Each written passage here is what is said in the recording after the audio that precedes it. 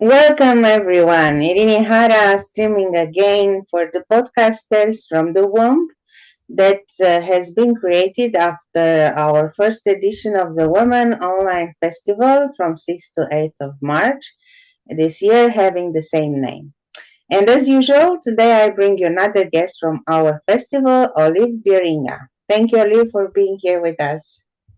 Thank you for having me, Irene. I'm very pleased that you accepted this invitation for this interview. Olive works at the intersection of creative practice and pedagogy in dance, performance, somatics, and media. She holds a Bachelor in Dance from European Dance Development Center in the Netherlands and an MFA in Performance and New Media at Long Island University in Brooklyn, New York. She is a doctoral candidate at Uniarts in Helsinki and also a certified movement therapist, infant developmental movement educator, and body mind centering teacher, and program director of Somatic Education Australasia. She founded BodyCartography in 1997 in San Francisco with Otto Ramstad. Thank you again for being here with us. It is a pleasure and also an honor. I've been to some of your workshops, so I know a little bit about your work. But maybe you want to share a little bit more about yourself with our audience beyond what I've said already. Yeah, maybe I can just say that I grew up in Aotearoa in New Zealand and spent most of my life living in different cultural contexts and have really always been invested in the body and movement as a kind of ground or source, both for my work as an educator and also as an artist. And so I feel like these questions about embodiment and physicality being really kind of key and really I think developmental movement, embryology and developmental movement as being a base for that somehow. So these really early uh, embodied experiences that we have as being a kind of ground for how we perceive and understand the world. Yeah. So. Beautiful. I'm Mm, just curious because you are a woman and you have a woman body and also a woman mm, and you are a mother too. So mm, you already been on this journey of the womb for a while mm, here on earth. mm, What means for you as you work with embodiment to inhabit a woman body and mm, how this translates also into your work? If energy is mm, different than what you perceive for a man that has a mm, male body and work with mhm, embodiment and all these processes from early mm, life. mm. Great question. I think I could start from where I am now, which has so much to do with also a menopausal body. Um, but this whole kind of practice of what it is to really give attention and stay with our fluid body, even as we're aging. So we can conceive of ourselves as fluid bodies when we're embryos, but really throughout our whole life. And how do we continue to kind of cultivate that space of fluidity in our body as we age and as our uh, transitions happen?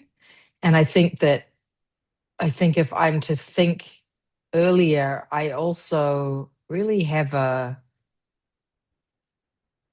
have a teenager who is in a gender transition and now was identifying as female and is now identifying as he, him.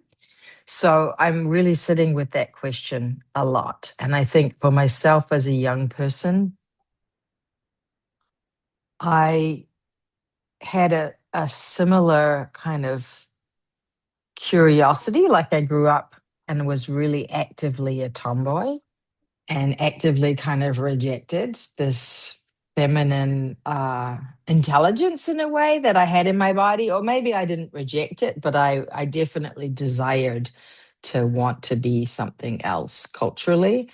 And maybe what I was rejecting was sort of stereotypes like of femininity in a way.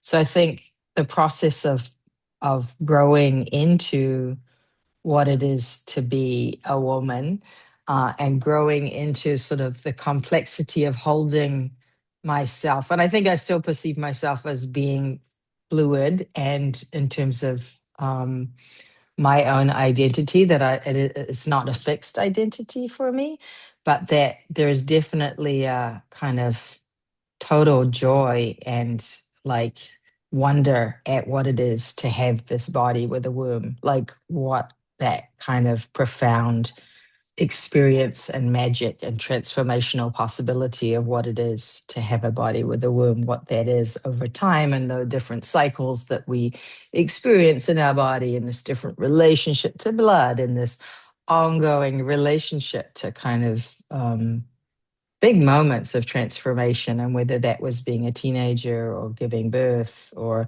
being able to get pregnant at all or not get pregnant, or being able to like have these sort of profound choices, and then also meeting perimenopause and menopause, and that these relationships to change, which I think are so radical somehow in a female body, but also the notion of really being able to kind of mediate something that is also um r- yeah, how to say this, like being able to really have this kind of intuitive grounded relationship to earth and plants and embodiment and just being here on the planet somehow that comes about through having this body that I have. So there's something about that that's very pragmatic and very wondrous at the same time. Yeah. Do you feel happy in your body? Yeah, I feel happy in my body. And I feel happy in my body mostly when I'm able to stay, I think, in a practice, like within a kind of capacity to move and breathe and live how I want to. So if I had to stay perpetually upright, that would be very difficult for me. But if I'm able to roll and circulate and dance and touch and be touched by other people, and by being also on different landscapes and on different textures, like the water or the forest, or right, that the moss or the rocks, that then I'm really very happy in my body somehow. Yeah. I would like to ask you a personal question because you mentioned this transition for your daughter that feels that like she's more like a boy, or maybe she is now uncertain, but she'll find out eventually. How Yeah. do you feel about this? Is any challenge that you perceive in this change, or Yeah, I think there's huge, it's hugely challenging in that there's some level of grieving, having lost a daughter, having been the only daughter or girl in my family, and also in my partner's family, like the only other girl also transitioned to become a boy, so of his generation. So yeah, I find it quite I was so delighted to therefore have a daughter and not have a son. I have two brothers. Um, so yeah, there is a grieving in that process, and there is also a curiosity, um, and also I think reality that they will always be all of those things on some level as well, and that we don't know how this will develop. And we also get to somehow, be in such an incredible moment where this is even possible, right? That someone gets to be exactly what they want to be without mm. it being too um, constricted by larger cultural contexts. So I think, yeah. But what's interesting is how many young women are making that choice right now on the planet, right? And why is that happening? And I think that's a larger conversation that's only now but beginning to be recognized. Mm. within But larger cultural contexts. do you have your own opinion as mother, but also as woman, why this is happening? Why women wish to be more a man or feel like they're in a man bodies and not so much in their own female because they were born like female? Well, I think it's so different for different people. So, and I can't speculate on that because it's not my experience. I mean, I can hypothesize, but I don't think it's fair actually to Mm. maybe make a statement around that because it's not my experience. Yeah. So Okay, speaking about experience, yeah. do you recall any strong or challenging experience for you as a facilitator, working with all these biological processes, but also feeling them in the body? Mm, Something that brought you like a big aha moment about your own body or your own um, condition as a human and woman? mm, mm. Um, I I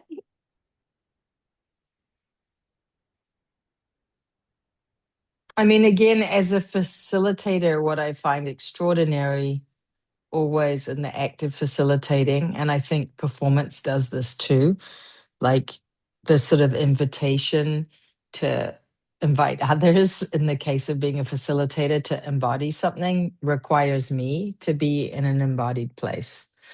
And so, again, if I come back to the really simple reality of, well, it's not simple, but I come back to the kind of foundational reality of what it is to guide people into something completely transforms me, right? Like it is completely like I can't do it well if I'm not already in the material. And then when I'm in the material, it completely transforms my state somehow. So again, I come back to this reality of what it is to really invite the fluidity, and then what it is through the embryology, for example, to also go earlier in my body. Like if I'm feeling very caught up in my nervous system, or if I'm feeling very vertical and upright, or if I'm feeling very fatigued, for example, just to give some different examples. What is it to, or if I'm feeling pain somewhere, like in my arm, what is it to go earlier in myself as a way of exploring my body before I had an arm or before I had a head and a tail? Like, what is it to go to these earlier moments as a way of completely reorienting my sense of being? And often through that act, I get to both dissolve something in my current body and in this current kind of perception of who I am, but also bring myself back into my wholeness in another way. And sometimes I don't even know how that happens, but for sure, as a facilitator, it happens all the time. Um, so, as a student, I think we can get guided into and through experiences, right? And that's magical. And as a facilitator, it's almost like you get to practice going there quite quickly. And so having this exchange, this relational field that we also create as educators, when we're teaching live and in the room with people, and even if we're teaching live on Zoom, um, it amplifies that experience many, many, many times. And and so yeah, there's something about that kind of experience that I think is really, it's very practical, but on some level it's also profoundly magical, and mm, is really kind of wondrous that we can tap into this earlier knowledge and this earlier remembering, that is beyond some kind of rational process at all, right? Mm, Yeah, I can relate to this. I remember mm, some of the experiences I had in even in the last workshop I did with you. It was about embryology, and I tapped into some trauma processing, and yeah, I had my big aha moment there about mm, this movement that I felt several times, and One time it was like going towards death, and another time going towards life. And it was the same type of movement. And then I realized that actually it's our mind that often misleads us in with all this need to interpret and give a label or a word or a description to what we experience, when the experience itself doesn't need all these labels and words and Yeah. whatever. Yeah. And yeah, that was really very interesting experience I Mm, had. And mm, you were part of this festival, Tales of the Womb, mm, and it brought a mm, very interesting offering. But before we speak about your offering, I'm curious because I know you have a very dynamic and travel life. You travel all the time, from what I see, in all corners of the world. And I'm curious, how do you experience the fact that most of the times with these lifestyles, probably you have little space or time to actually feel that you belong to a community that is more mm, stable in one place. mhm, You probably have a mhm, lot of communities you interact yourself around mhm, the mm. world. But do you feel this like a kind of difficulty, or you just became used with it and you handle Mm. it as it is? Hmm. I always want more, like, I always desire kind of more engagement locally with my work and with my kind of sense of belonging. And I think it's also um, a reality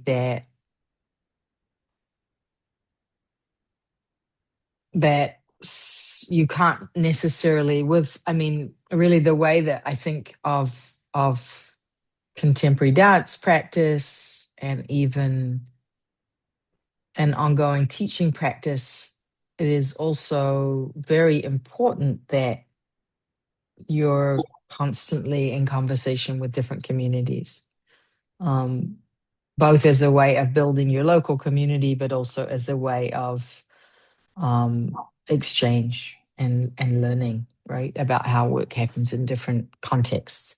So the truth is, my family, I'm a first generation New Zealander. So my family were German, Jewish, and Dutch heritage. So the reality is also my family has somewhat always been in transition in that way. Like I'm not from one place.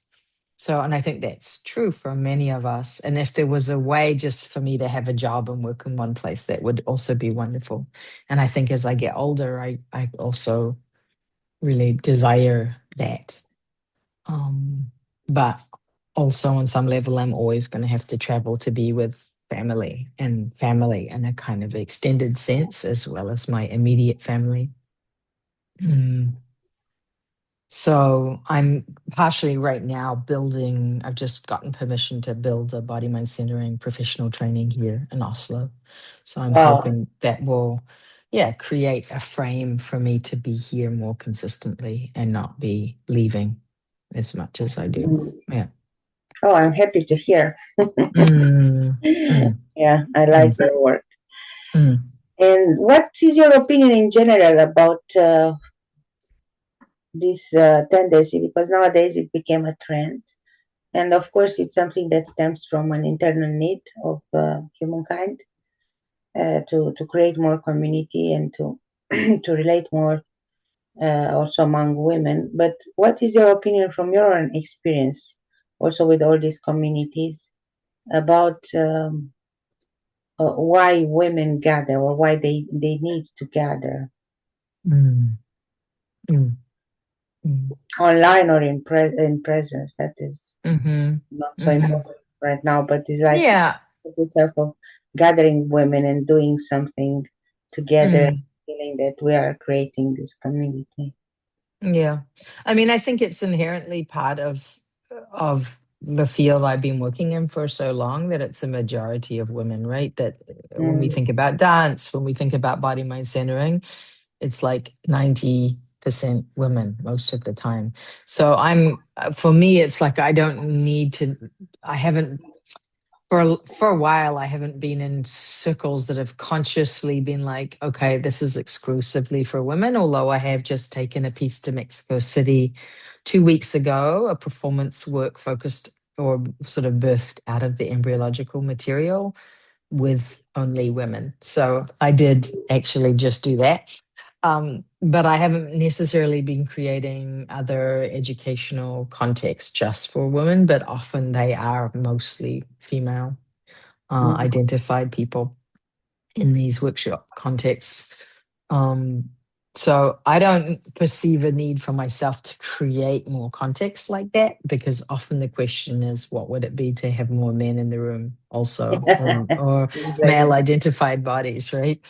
Um, but I think that it's incredibly important that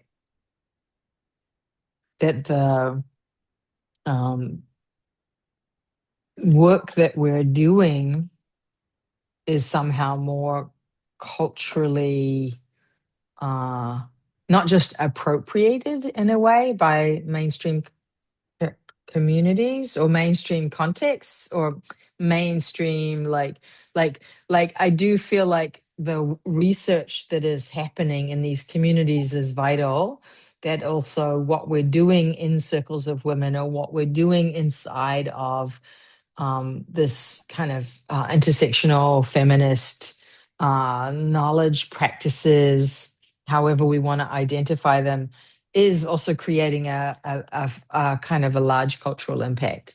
And so how do we do that? How does the work that we do in these very specific environments also get disseminated within broader culture and not only appropriated, but kind of eaten and digested? And um, because I do think whether it's community organizing or whether it's politics or whether it's, embodiment practices and movement practices, or whether it's therapeutic practices, that the value of what we're doing, of course, is really vital and huge and necessary. So yeah, the question is, how can they, with integrity, get shared within larger cultural discourses? Yeah.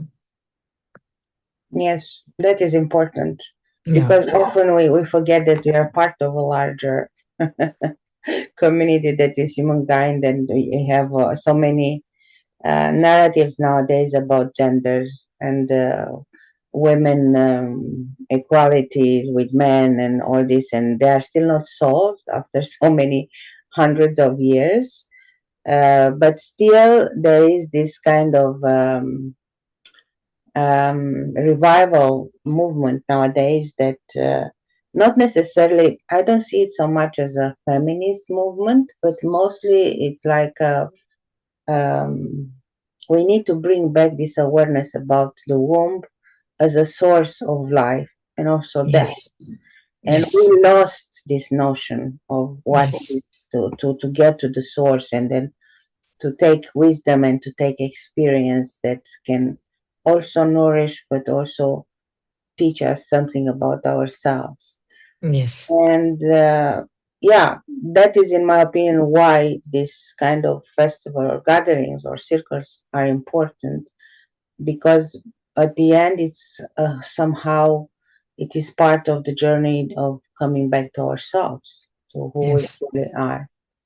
Yeah.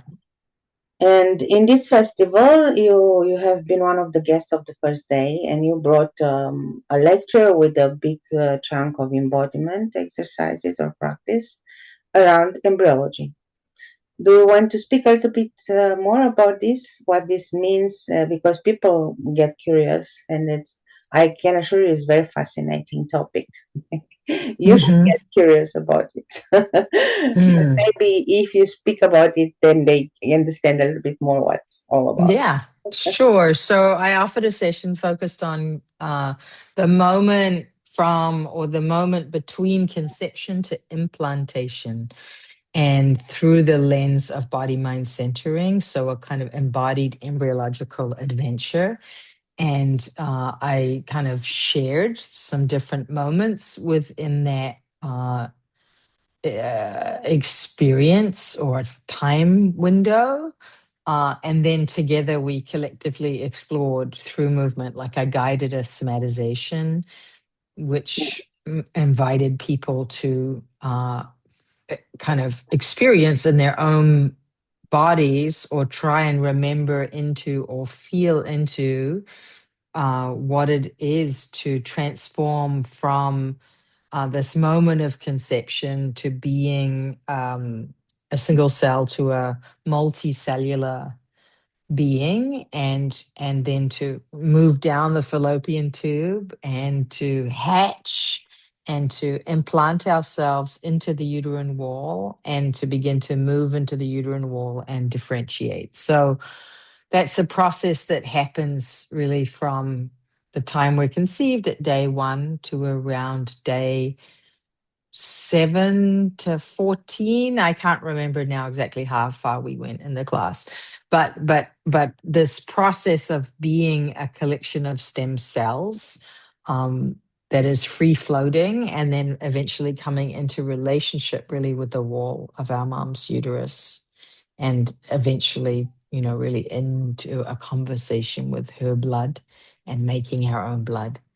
Um, and so that's essentially what we worked with in the session. And I don't know, Irene, if you have anything you wanted to reflect on from that experience or what you heard also from Yes, any of the students.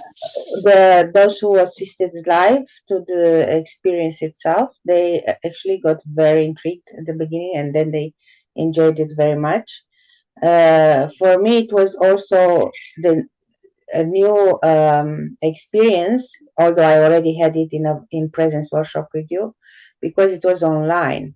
So we had this interface of the computer screen between us, but nevertheless, and this creates a little bit of limitations because you also, I had the limitation of being in a smaller space in my room, and in between us there was the screen.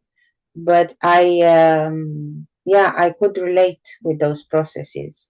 And this concept of the fluid body, which for me is quite new because I only discovered it when you started to speak and to show us how this works, because it's like you start to understand that in these evolutive processes, because the first stage is after conception, it's an evolutive process.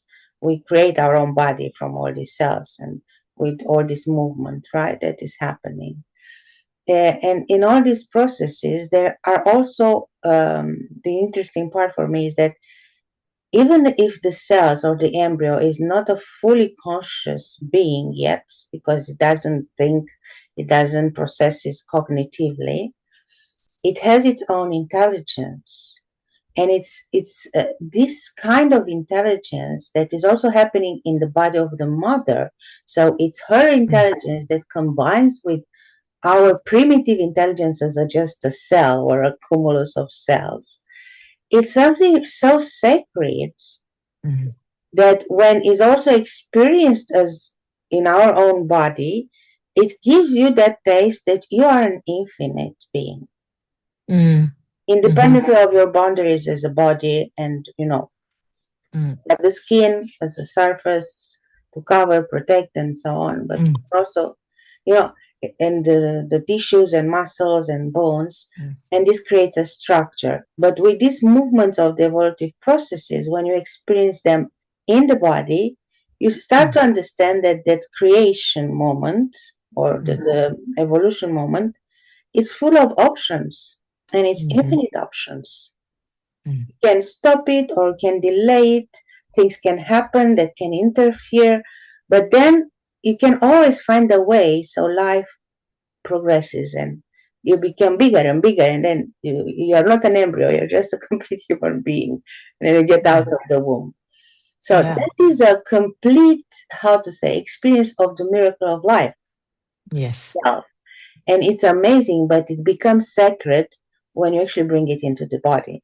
And that's Mm, one of the topics that lately I got very interested in, because it's always, how to say, it's very easy to speak about the womb as a space of reality, but many women are, or female identified people are so disconnected from this space that it's only the connection with the body and then feeling again all of this that can give you the real meaning of it. Of you Yes. have a womb and you came from a womb Yes. and you Yes. can give birth to again another being in your own womb and Mm-hmm. stuff like that. Mm-hmm. So Mm, that is really fantastic for me. mm, And mm, that's why I fully support embodiment. mm. Fantastic. Yeah, I feel like this just also incredible, like the reality that at any second within that embryological process, right, that there could be thousands of things that go wrong, but for whatever reason they went right and you are here. Yeah. And so this kind of perpetual motion towards life and towards generating life that is possible on the earth and it's possible inside our uterus, right? Like it's incredible. It's completely incredible. And so this sort of perpetual ongoing movement towards life and life giving, um, inside of that space is yeah, it's really extraordinary to be with the fact that it worked out for Yeah. most, for so many beings on earth, It was right? a successful fluid movement, so say like Yes. that. Yeah. At the Yeah, end. extraordinary. Because there's so many possibilities for things to not work out, and so that is actually the yeah, the movement towards life is so uh so present somehow in this being on earth, and how extraordinary that is. Yeah. Yeah. Yeah. Mm, And as they say, life conquers all. So we have to be grateful mm-hmm, to be alive and mm, to have this mm-hmm. possibility to experience all this in our own body. And I Yes. think it's very powerful to have a woman body and a womb because then you understand that you have a double chance to live this miracle once you are born. But then if you can also give birth, not Yeah. all of us will be able, of course, but those who can, then you can testify and feel it again, this process or processes, Yes. because there are Yeah. many. Yeah. So that is really beautiful and it's very, very sacred for me. And Mm, it should be sacred for every woman to mm, actually inhabit and experience this. mm. Yes, beautiful. Yeah, I think we are getting closer to our to the end of this interview. But before this, I want to know if you want to address a word of encouragement, or I don't know, an advice or maybe an invitation to those who listen. Mm, mm.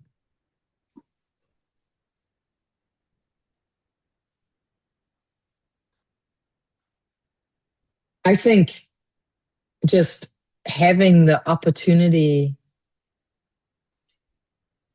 to find comfort, and which might not be comfortable at all initially in terms of being with your body and listening to your body, but what would it be if each of us could find pleasure and joy and comfort in being in our bodies as women, and what is it to create and hold space for others to be able to do that too, especially women that haven't had that opportunity or have been harmed or have lived in fear of being in a female body. Like, what is it to hold space for that for others? Um, this kind of, I think, opportunity to repattern or to find our way into comfort as a place of familiarity rather than embodiment as a place of fear is something that feels like a birthright for everybody. And so, how can we create that as a possibility for every other living being? So, maybe that's all I can say Mm. for now. It's a good topic to Yeah. reflect on and a good Mm, invitation to. mm, Thank you so much. I'm very happy that you gave this interview and so many wonderful reflections came up For those who watch, I invite you to subscribe to my channel. This is also now available on Substack as a new podcast I created this year. And I also let you know that you can still have access to the recordings of all the sessions, including Olive sessions from the festival, from the 3 days of festival, and it's at a discounted price. So if you are interested, just connect with me by email or to my website, and we can see how you can get access to them. And thank you again for watching. Subscribe, share, and like this episode because there will be also others. And this way you keep updated on future contents for this podcast and also for my YouTube channel. Thank you again, and I wish you a wonderful day ahead. And thank you again, Oli, for being here with us today. Thank you so much for having me. Bye.